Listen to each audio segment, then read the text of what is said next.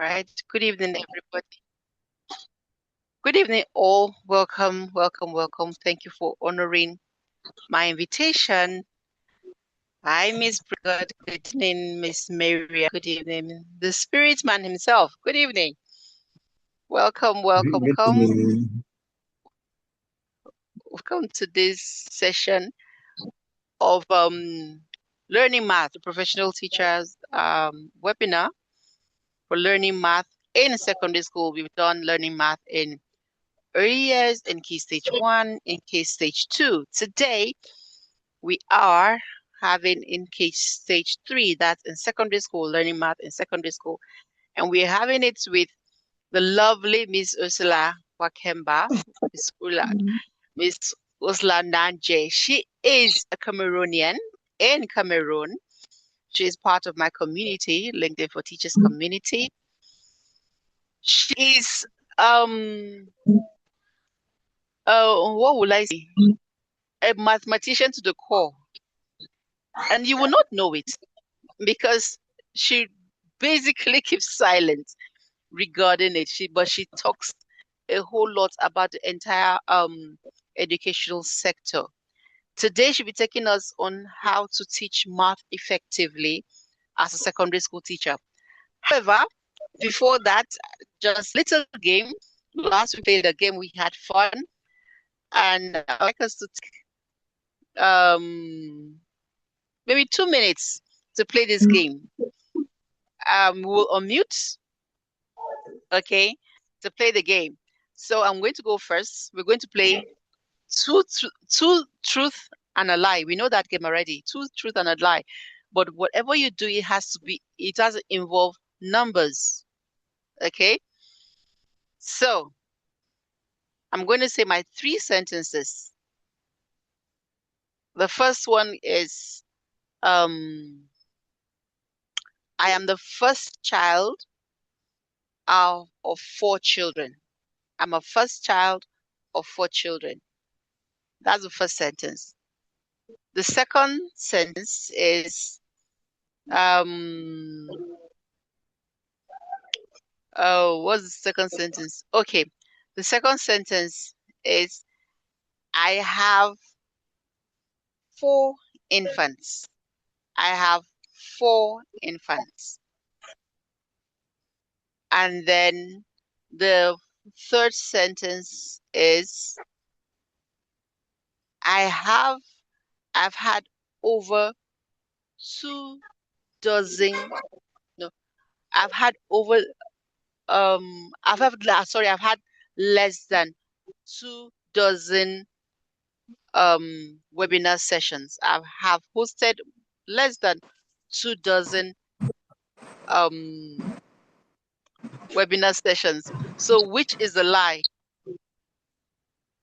I think the lie is that you have 4 infants. Is that what you think? Okay. Who else? Number 2. Miss Praise God said number 2. Okay. Who else? One more. One more. Before I reveal the truth or the lie.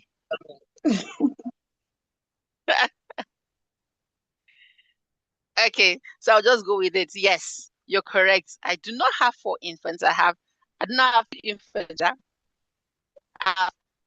No, I said I have 4 infants. No, I have 3 children. I don't have 4 infants. Thank you.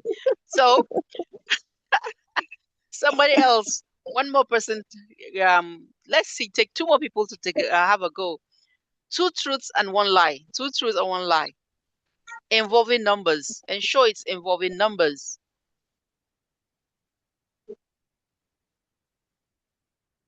Yes. Anybody? I'm going to call. Okay, let me go. Okay. Yeah. My first sentence will be, I'm the 3rd child in a family of 5 children. Okay. I have 4 children. Okay. Yes. I have um,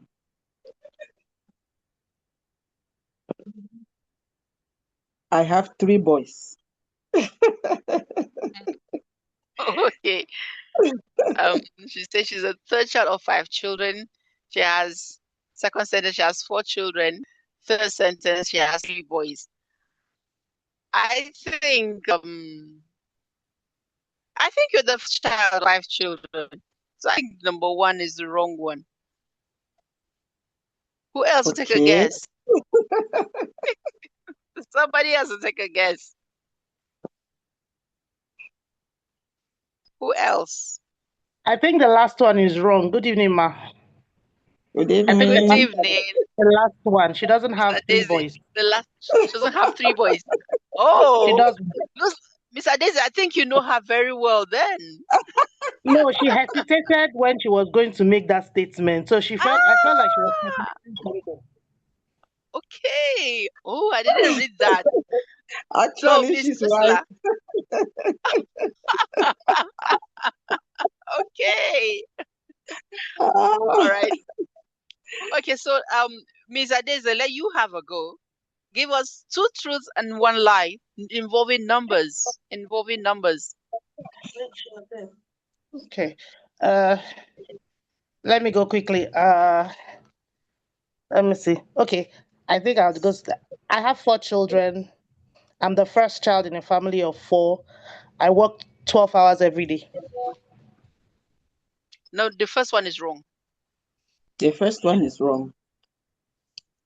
It's not fair now. How? How did you people know that? It's obvious. Your name is Adeze. Come on, Ada. So that's correct. Yes, you work 12, you overwork, you work too hard, Miss Adeze. So I know you work 12 hours a day. So it had to be the first one. Okay. Thank you very much for that. Okay, Miss Ursula, once again, thank you for doing this. Thank you for coming to tell us how to teach effectively as math teachers. Why am I doing this? Because sometimes I've had, especially with people going to the online space these days, we have you just can be approached with a client by a client with a child either in the early stages of primary secondary school or even preparing for special exams, and many times we struggle. There are some math teachers that have been doing teaching math for quite a number of years. That's their profession, that's all they do. But then they are also struggling trying to teach math in the contemporary way. So thank you, Miss Ursula, a mathematics teacher from all the way from Cameroon. Thank you for doing this. And to you, Miss Ursula. Okay. Good evening, everybody. Thank you Good so evening. much, Ms. Rahina, for this awesome opportunity that you've given me to share what I know. So, with your permission, I'm going to share my screen.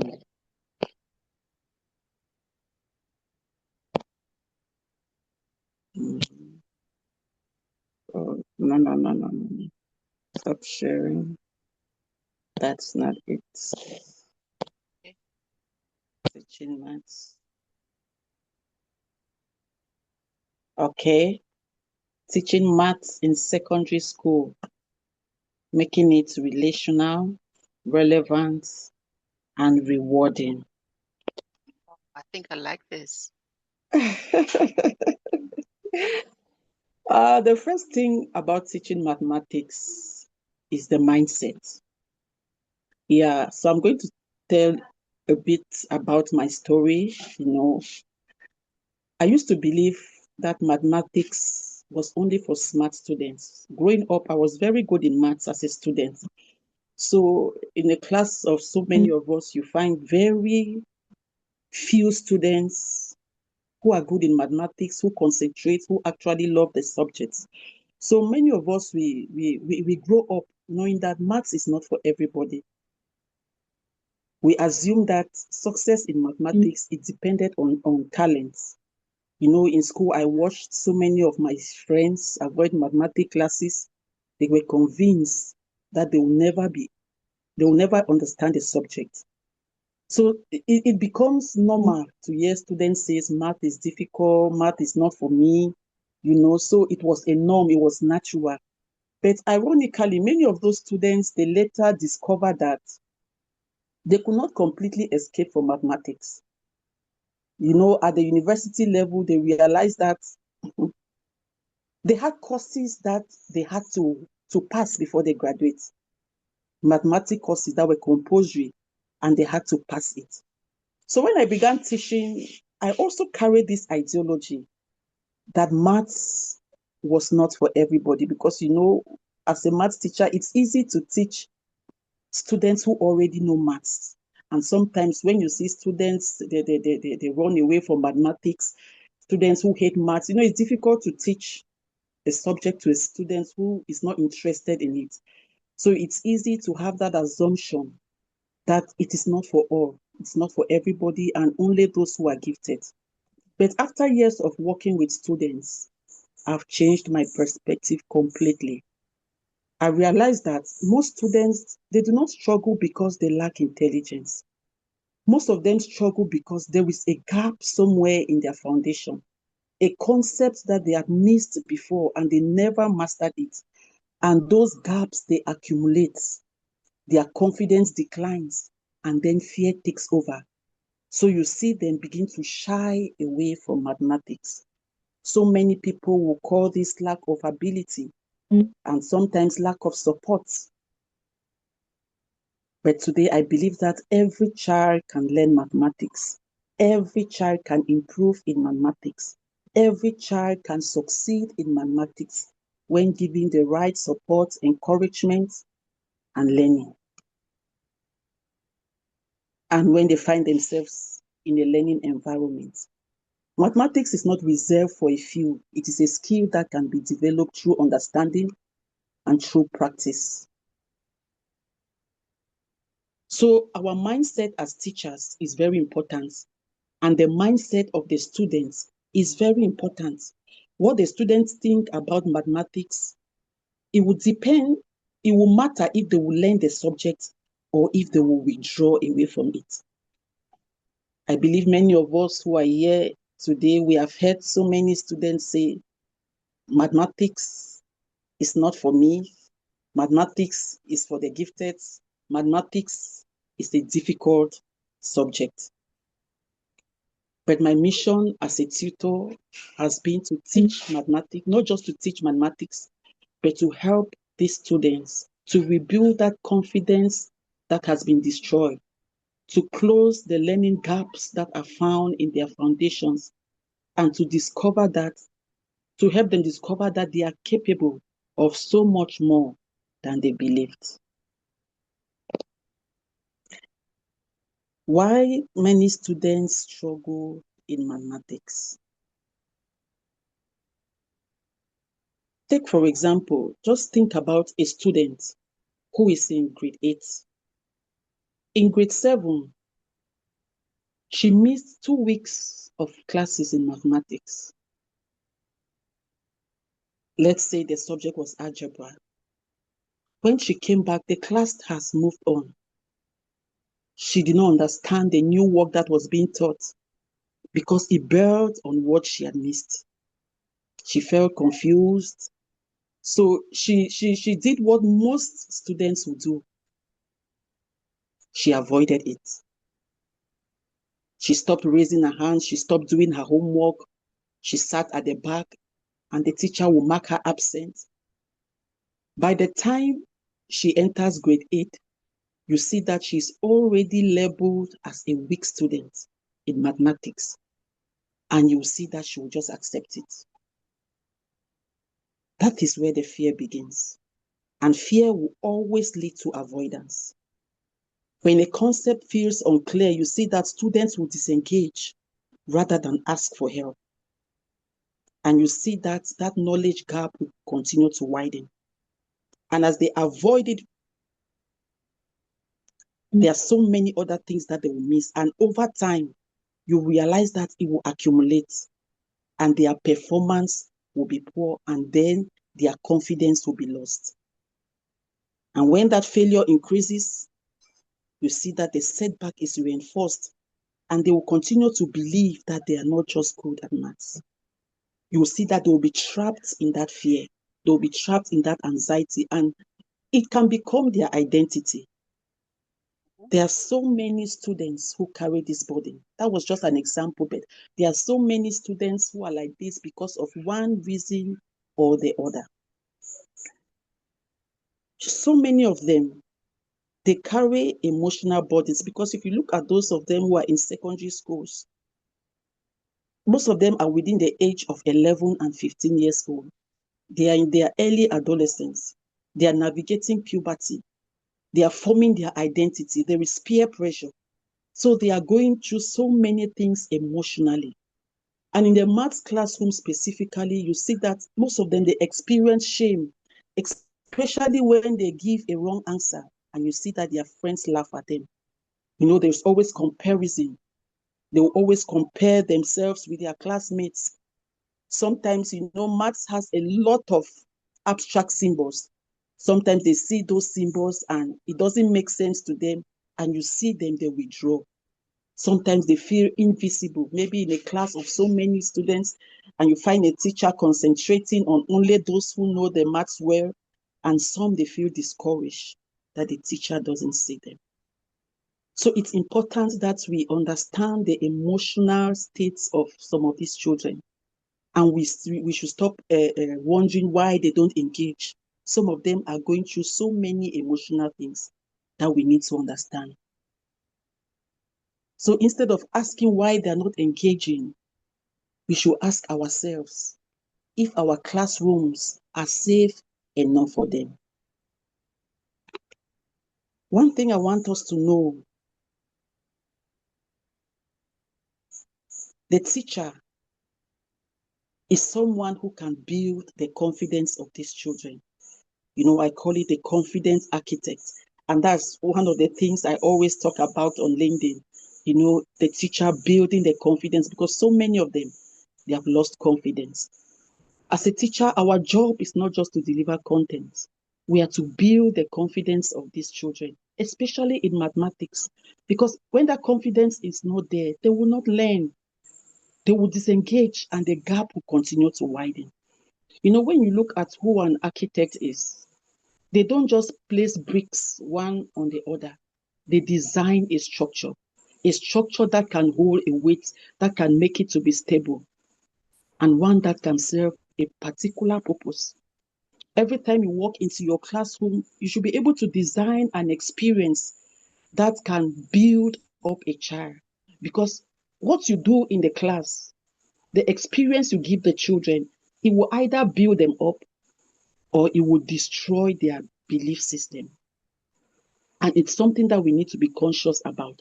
The way we teach in class, the way we communicate with our students, we should know that we are either building them up or destroying their beliefs.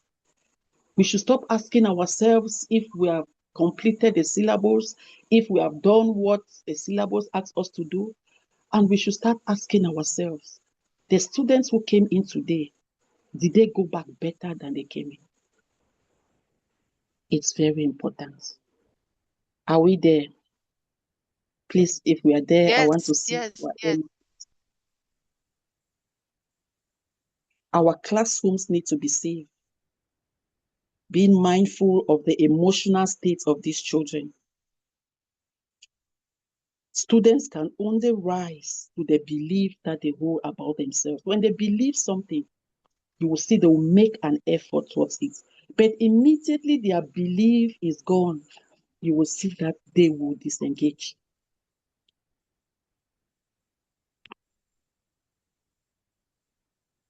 What is relational teaching in mathematics? When we talk about relational teaching in mathematics, it's a situation where we connect concepts in maths with the lives of the students, with our daily lives, their daily experiences, what they experience every day. Because, when you start teaching mathematics, and in the beginning, you connect it to something that a student already knows, something that the students can relate with, it will pique their interest. They will want to listen to you because it is something that they already know. It's important that you understand the learning styles of the different students. With mathematics, to arrive at an answer, there are so many ways that you can arrive at a particular answer. So it's important that we use all those entry points, because you use one entry point and some students will understand you from this angle. Some may not understand.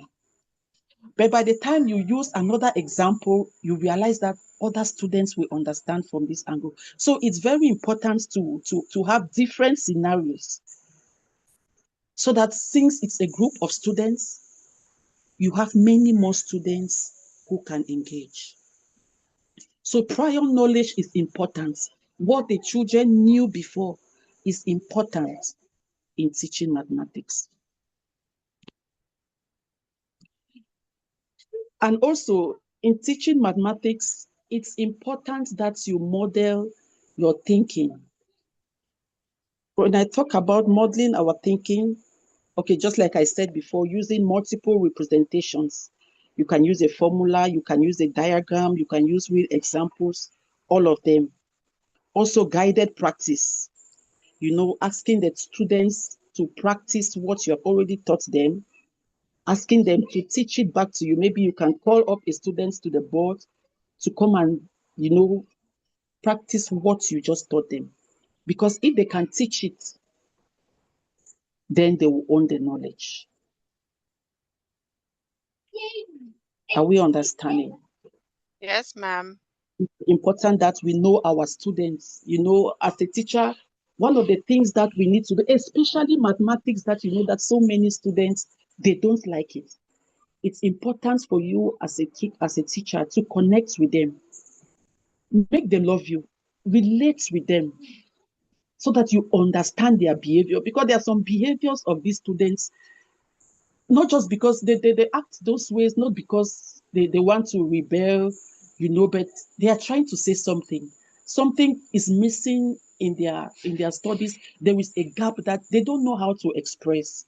So by the time you connect with them, it's easy for you to be able to understand how to help them where they need help. It's very important. Practical strategies for mathematics. Just like I've said before, we start with what they already know. Begin every lesson revisiting familiar concepts. You anchor it to it, and it will be easy for them to understand. Use targeted questions to activate prior knowledge. For example, you want to start teaching a subject, you ask them, what do you remember about this? Ask them what they know about the topic that you want to teach. Let them say something. Maybe they have heard it before, maybe they have seen it before. By the time they're able to express themselves, by the time they're able to say what they know, you see that they'll become engaged in your classroom. In mathematics, it's not good for the teacher, to be the one that is always solving, always teaching. Look for ways to have your students to engage. Because by the time you are doing it alone, more and more students will withdraw. Look for ways to bring them to be involved in what you are teaching.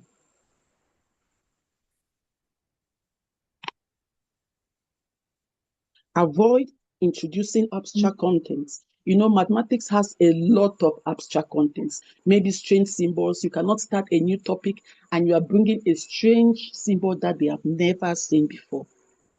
It is important to connect it to something that is already familiar with them. Scaffolding builds confidence. When students recognize something, they feel capable of learning what is coming next.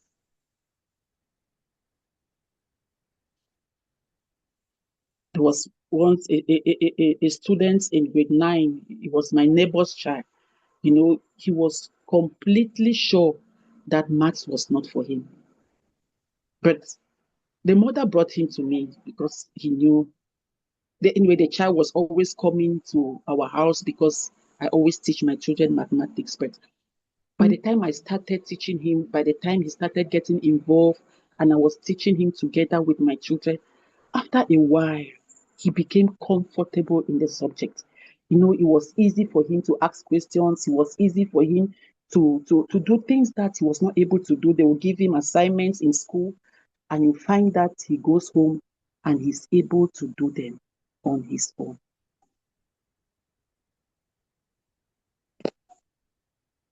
Visual models are very important in mathematics. You know, when students see something, it's easy for them to relate with it.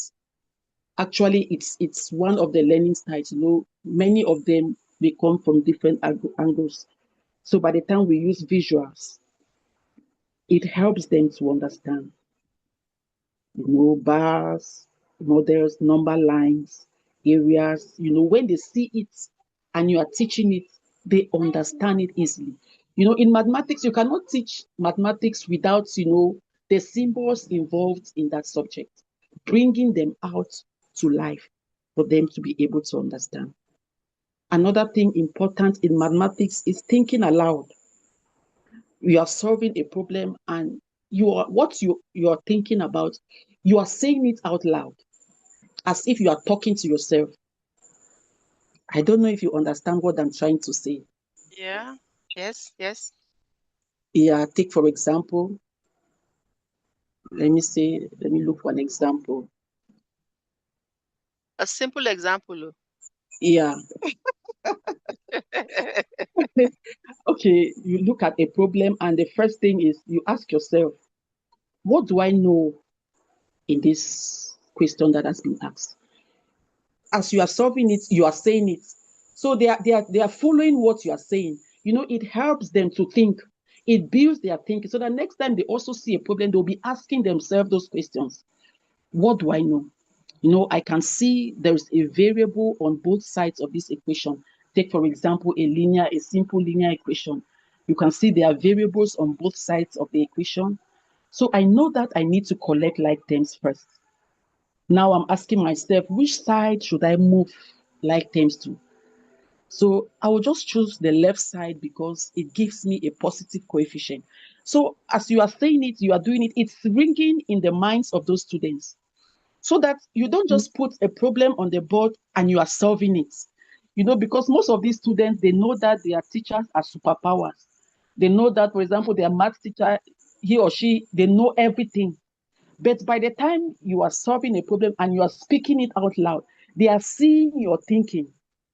So the next time you give them a problem, they'll be saying it also to themselves. So they'll understand why you are taking like terms to the left side or to the right side. It's very important when you're solving these problems and you think it out loud. It matters.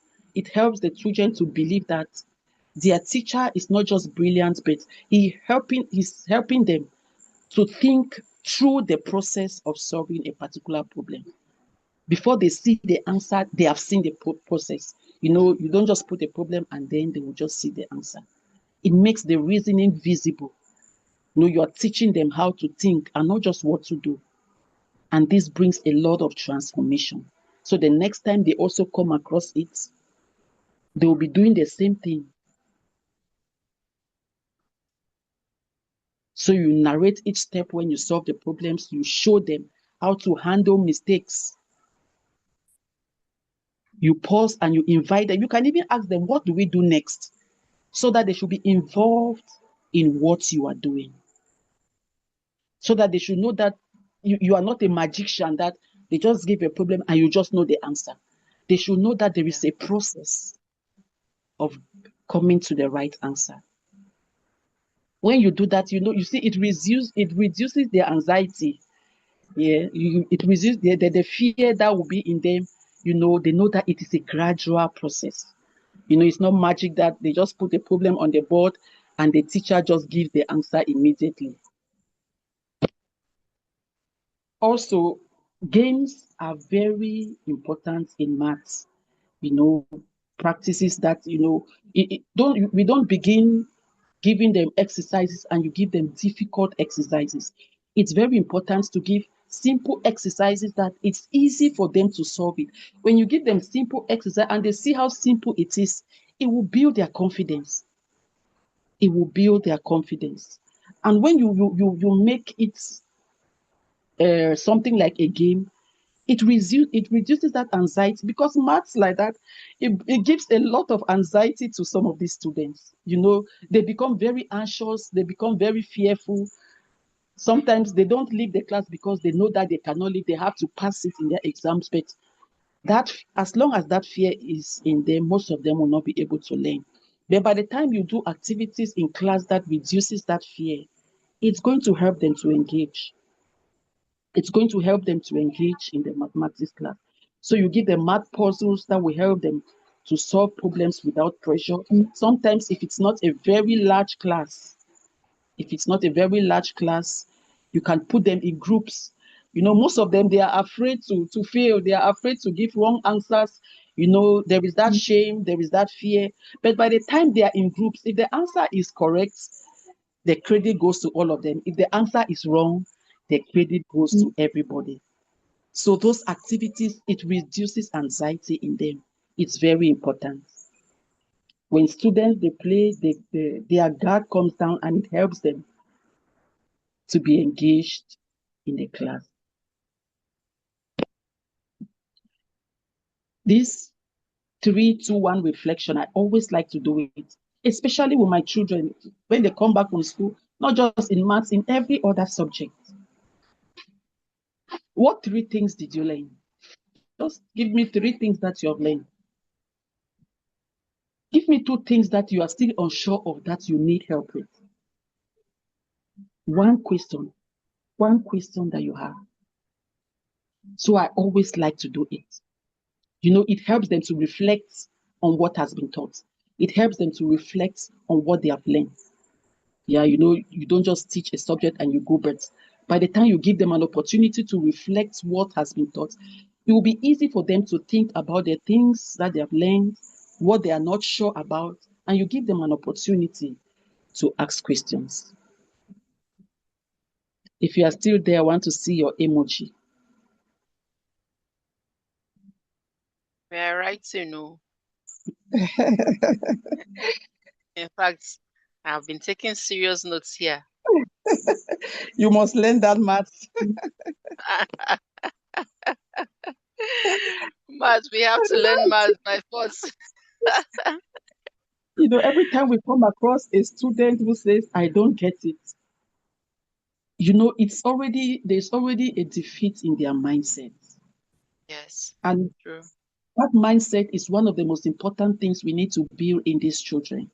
We need to encourage a growth mindset in our students. It's very important. That fear, fear that they have, the anxiety that is inside of them, we should always look for ways to bring them out of it. So every time you hear a student says, I don't get it, let's teach them to say, I don't get this yet, so that the child will be conscious that she has not yet understood, but she will definitely come to an understanding. We should always check where that gap is and help them to close that gap. We should help them to understand that it's okay not to get it the first time. Let's normalize struggle. Let's not make those who get it the first time as if they are supermen. Let's make them to know that it's okay not to get it the first time. They should know that confusion is part of learning. It is not a sign of failure. It's okay, because most of them, they don't engage just because of this. This person is getting it the first time. Why can't I get it the first time? Let them know everybody should not get it the first time. Where there is talk, they can always be helped.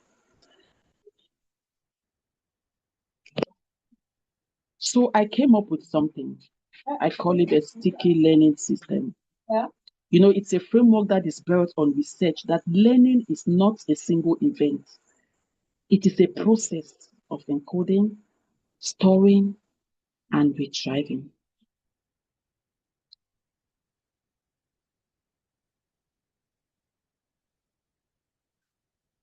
You know, most teachers, most of us, we focus entirely on encoding. You know, we focus entirely on delivering the lesson. You know, this is what you have to teach today, and then you teach it. And then we neglect storage. You know, whatever you teach, those children, they have to store it. After storing it, they have to be able to retrieve it. It's still part of what we need to teach them, how to store information and how to retrieve it. That is why students can learn something and then they forget it by the time of the exam. They have learned how to do it, but they did not know how to store it and they did not know how to retrieve it. Let's go back to this.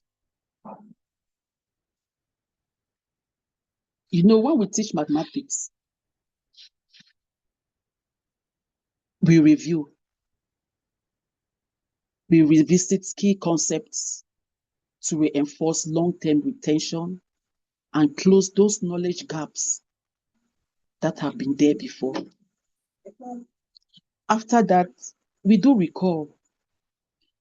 Students retrieve information from their memory rather than rereading it. You know, rather than them reading it again and again, we should teach them how to retrieve information from their memory. When they do that, it helps them to improve retention. It helps what they have studied to remain. Yes, let's encourage them to retrieve what they have studied before. You know, repetition is also good. You know, what you have taught before, you revisit it at intervals with what you are teaching now.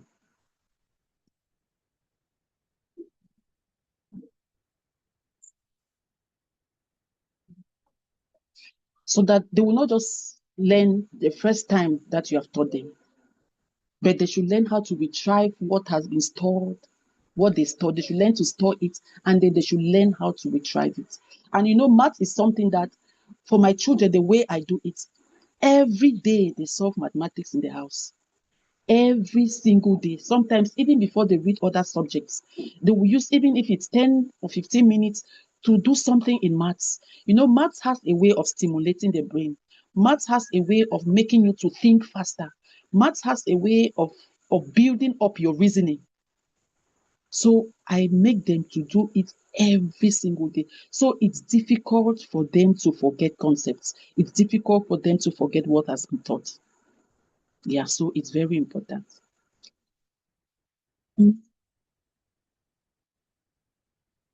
So whenever we are planning our lessons, we should not just, deliver the lesson, how you deliver the lesson, but we should also involve how will they store it, how will they retrieve it, giving them practice questions, maybe homework, all those stuffs. And it should be something that they can easily do. Math is something that you build. You start from the easy and then you go to the difficult. This is one of the things I love so much, the teachers' inner game. Us as teachers.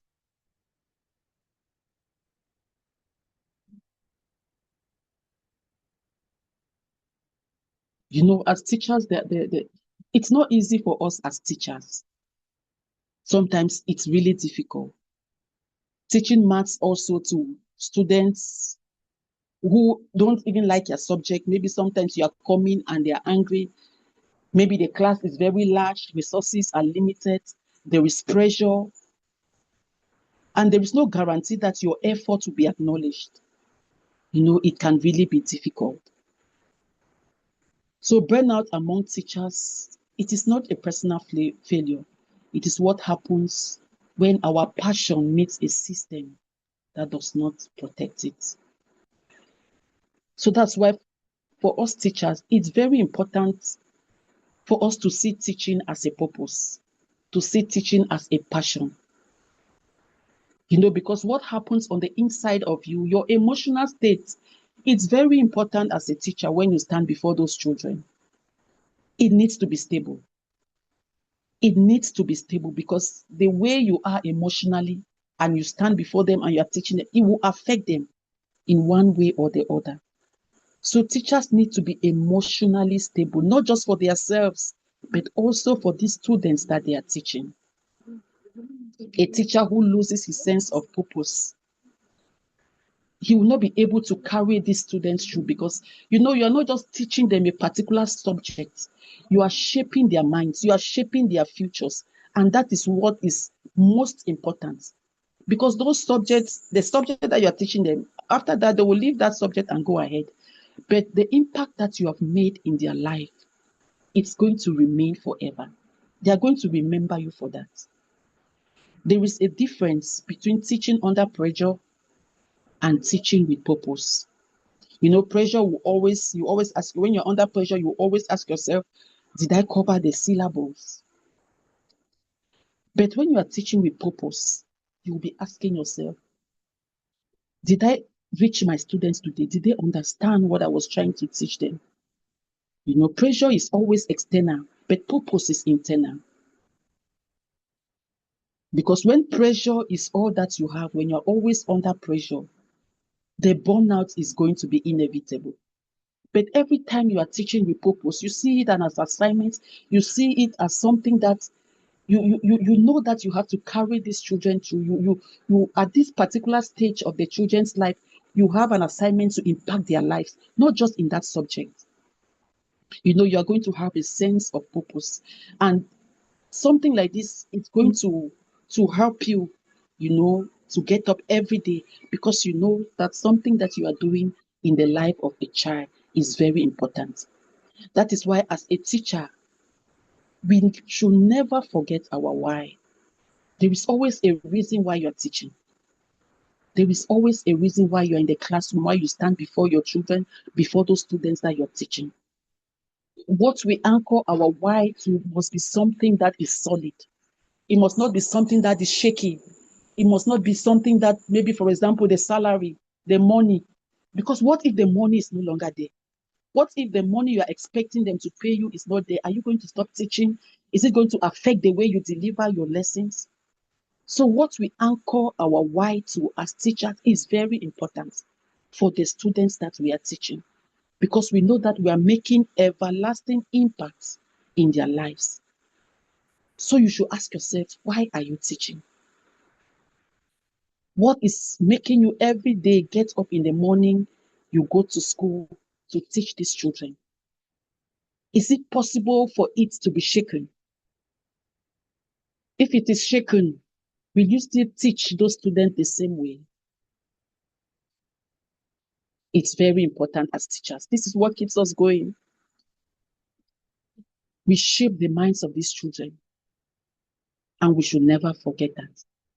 Every student who leaves our classroom with confidence, for example, in their mathematical ability, you see that they will be able they will have a variety of opportunities that they can go into.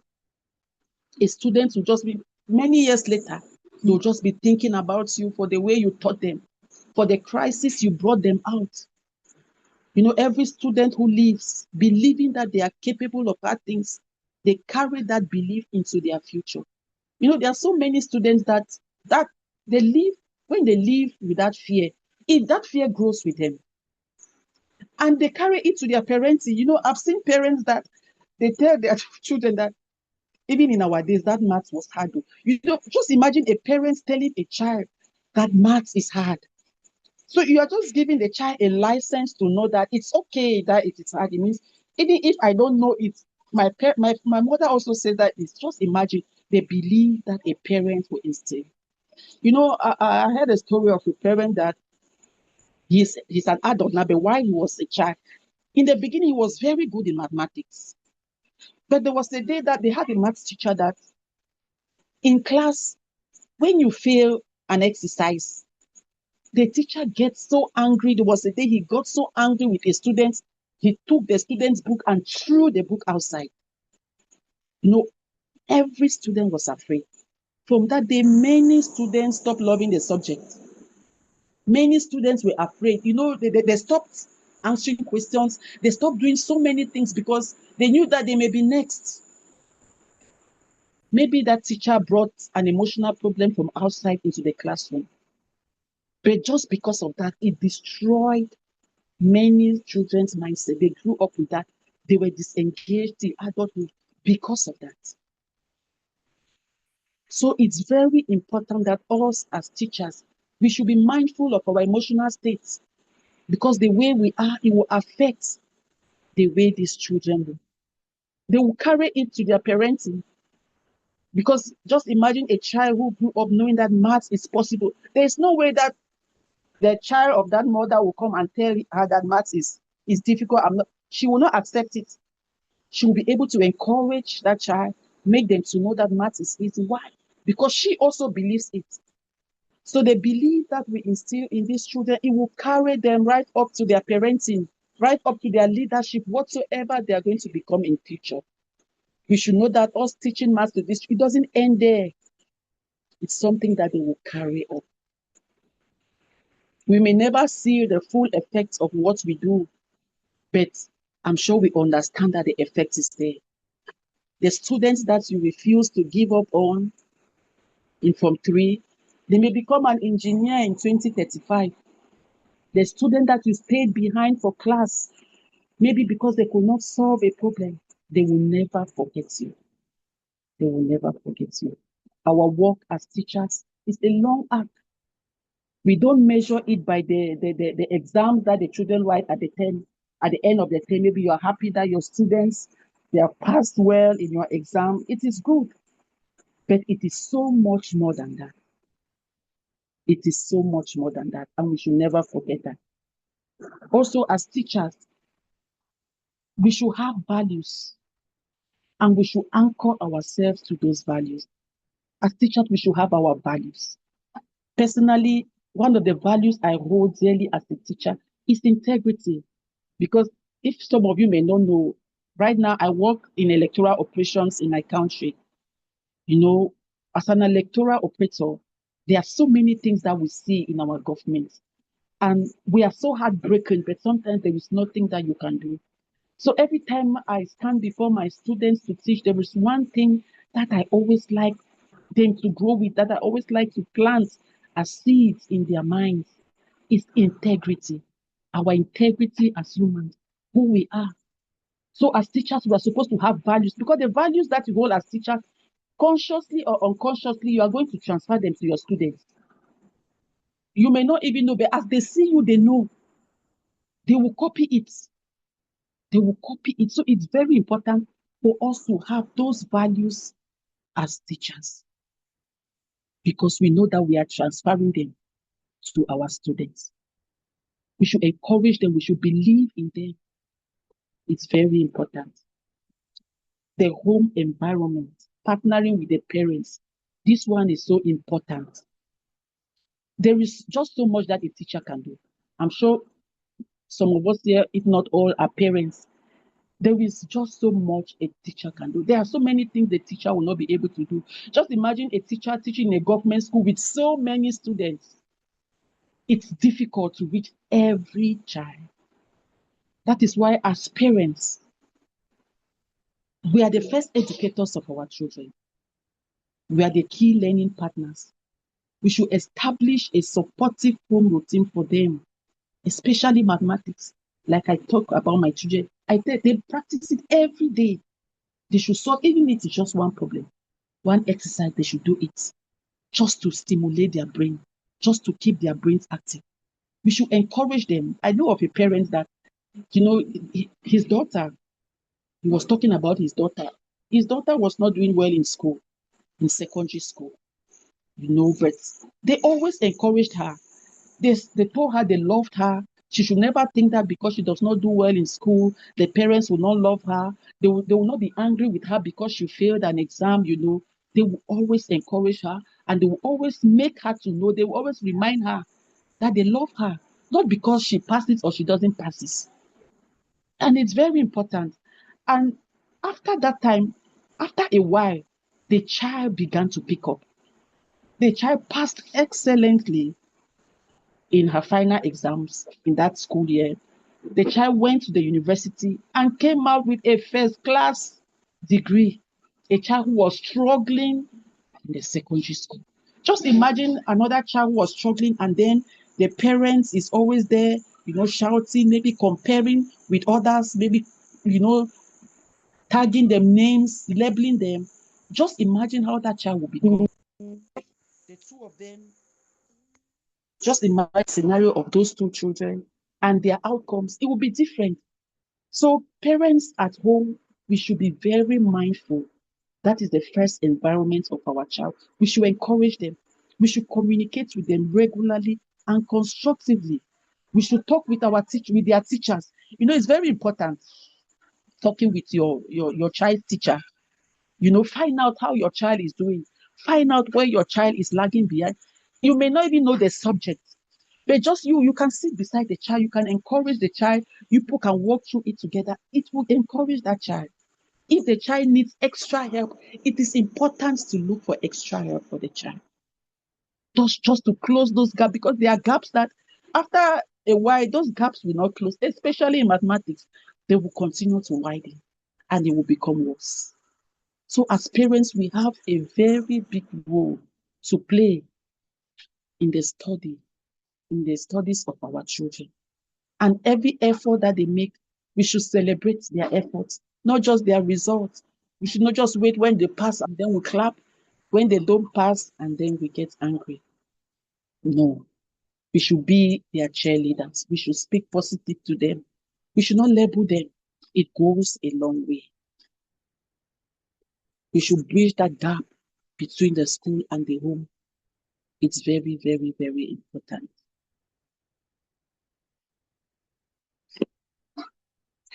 Last but not the least, we should pray for our learners. We should pray. Personally, I believe in praying for them. Just a short prayer. It can be 1 minute. It can just be 5 minutes. Just talk to God about them. It's I consider it an assignment that God has given me every time I'm before them. Their minds, their young minds that, they are open to so many things, especially at this stage that they are. A word of prayer can go a long way to help a child. You may not know, but it does. Thank you very, very much. Oh, do you have to stop? Because oh, wow, like wow, oh my, this is super. Thank you so much. I am. Should I say I'm blessed? I don't even know. This is wonderful. Thank you so much. Thank you so much, Miss Ursula. In fact, oh, ah, you said so much today, and I don't think I want to share this recording with anybody. I want to hoard it because it's something that I have to listen to over and over and over again. Sometimes when I listen to things like this, I like to reflect on my own teaching styles, my own way, I like to compare. And then you said something about, well, let me look at my notes. Um, my influence outlasts any lesson. Yeah.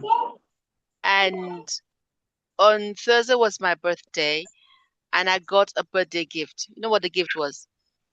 A former parent sent me a message, and she sent me the link of her boy.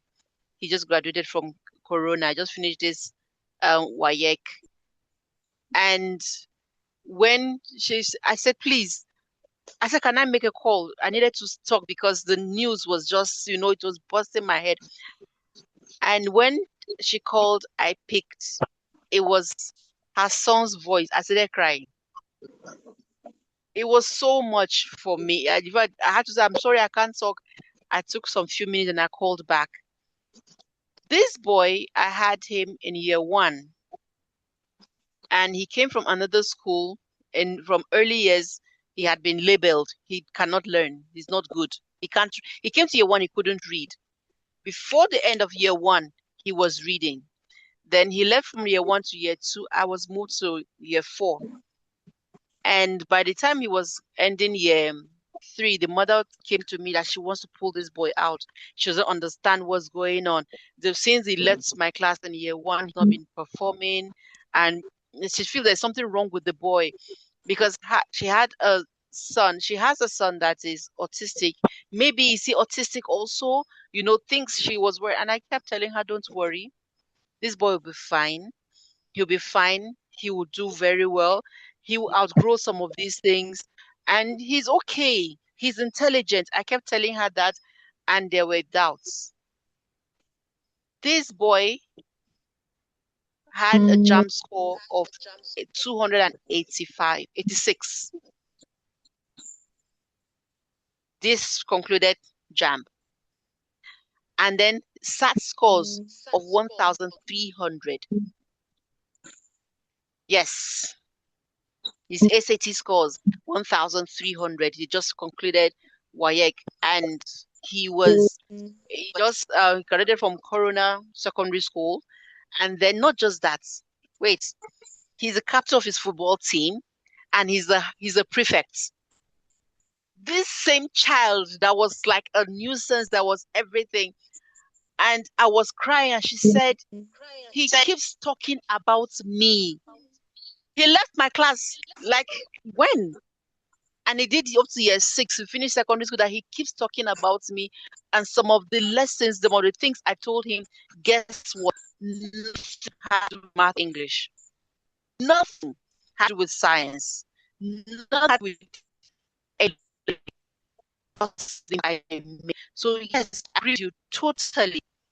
Our impact has any lesson at all. So let's have it at the back of our minds. Okay, thank you so much, Ms. Ursula. Before I leave the space for anyone that wants to ask questions, earlier on, Ms. Amatula said, please, she was happy to finally match the voice to the face. Ms. Ursula never speaks. And then we had everybody that was Miss Adeze has been all beside herself, enjoying and making wow and all of that. Miss Adeze has been enjoying all your talk. You have a really soothing voice. I would love to be in your math class, really. I would. Because I feel your math class would be so, with all the numbers going everywhere. Hi, Mr. Isaac. Good evening. Okay. So does anybody have any question before we conclude? Anybody have any question? Anything we want to say? Miss Adeze, say something. Miss Adeze, say. Sorry, I've been in between class and I just didn't want to miss it when I had math. Okay. So I just got off the class now. I was trying to get off the class so I could say something. Miss Ursula, I don't know if it's pastoring or it is a ministry you're doing or it is teaching you're doing, but I love that combination. Like the combo is I said I was going to tell Mrs. S that we had a mini session of the parents' lounge today in math. Man, as in Miss Ursula, you are fire. My God. As in, I'm not sure any child would really not want to be in your class. You know, like Rahina said, I was also trying to apply it to my practice. You know, there is that thing about walking into a classroom and already the children are biased. Math is hard. But there's nothing this person is about to say to us that will make any sense. Let her just come and spend her boring 1 hour and get the hell out of here. Now, secondary school students, I tutor a few of them online, and I see it on their faces when I just log in. The first thing you hear within 5 minutes is, "Ma, when is this class ending?" So I could absolutely relate to when you're teaching. So, Yeah. but then you said something about your emotional state, because Yeah. trust me, secondary school can be frustrating. Yeah. And if you're not Yeah. emotionally balanced, you will Yeah. leave the class angry Yeah. quickly. So yeah, when you Yeah. made mention of your emotional state and all of that, it made a lot of sense, because even if you're Right. not teaching math, as a teacher, Yeah. that's being able to separate your emotions when you walk Yeah. into a classroom is a game changer. It So it is. made a lot of sense when you said that, and I really, really appreciate. I was planning to do a math certification for IGCSE, even though I had Okay. dropped math a long time. So I think I'll reconsider after this session. Okay. I Please That'll will do. be good. reconsider. Yeah. I will. Thank you so much. Thank you. Yeah. You're welcome. Thank you everybody for this joining this session. Does any other person have any question or something you want to say? Thank you so much. But this is not the final math of our math sessions. We have two Yeah. more. Next week, next weekend, we are going to have learning math. Learning math. So for WAEC, learning math for WAEC, that could also be a match for learning math for IGCSE. So please, I will share the flyer so that we can also share to those children in secondary school that may want to, okay, Mr. Isaac, that may want to learn math, but they don't know how to navigate it no matter what the teacher does. And then we're also going to look at teaching math in the online space next weekend. Before we go, Mr. Isaac said he has something to say. Mr. Isaac, over to you. Mr. Isaac, you can unmute and speak. Good evening, everyone. Good Good evening. evening, Mr. Isaac. Yeah, thank you for the presentation, ma. Yeah, Welcome, Isaac. yes, I have a contribution, and it's about the AI word. Okay. So my contribution is that for we teachers, for math teachers, and any other subject, let's try to acquaint ourselves with um with the mathematics of every level. And for me, I was able to train myself that whenever my students solve, I always tell them that this is not your voice. I've trained myself to that level that I see mathematics as a language. I speak mathematics. Yeah, it is So a Mm. language. I even let them know. I will tell them this is not your voice. You are not the one that wrote this thing. So because I know a university mathematics. I know a secondary school mathematics. I know when the university graduates, undergraduates study math, there is a way in which there is Yeah. a way there are lines you will skip. Yeah. Yes, yes, Is in university. So there is a way a primary schools pupil will solve mathematics. There are some lines you must not skip. So yes. if a primary pupil skips a line as a teacher, I will know that you already got an external assistance. So Mm. that external assistance could be a parent or a mathematics guru, or maybe your brother that came from university, they are on break, or even AI. So it is that AI that I've been able to detect. So I've gotten to that level Mm. that my students in school, they don't bother use AI for maths, for my maths. They don't. So I can't, it can't take me 5 minutes. All I just need is for me to just mark like 5 questions. So like in mensuration, when they do anything for me, and I'm seeing some American conventions, I know this is AI.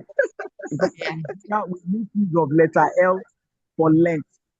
Yeah. So but American make use of letter S for the length.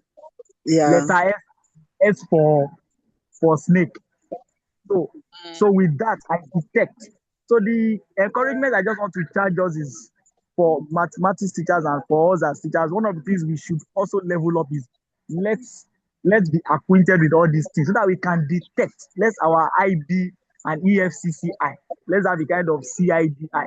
So when they know that, this person will know, there is no hiding place. This person will know that I actually consulted.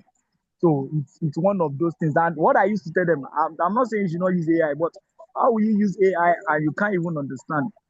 You don't Exactly. understand what AI has actually done. You can consult it for explanation, but don't just snap or question there to give you answer or do voice questioning.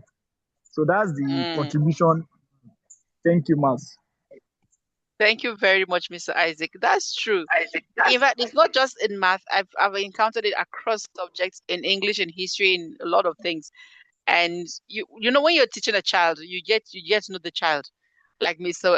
Isaac said, get know the child's language, and in this case, to know the child's math voice. That's beautiful. Thank you, Mr. Isaac. All right. So, any other question? Any other contribution? All right, it seems there is none, so we can just unmute and say hello to ourselves and goodbye and say thank you to Miss Goodbye. Ursula for this. Goodbye. Miss Ursula, thank you so much. Thank you Thank you, once again. Mom. Really appreciate. Okay. Hello Thank Mas, you. and thank you. goodbye. Thank you, Miss Ursula. We enjoyed the session very well. Thank you very much. I appreciate. Thank you. Okay, goodbye, everybody. Goodbye. Okay, goodbye.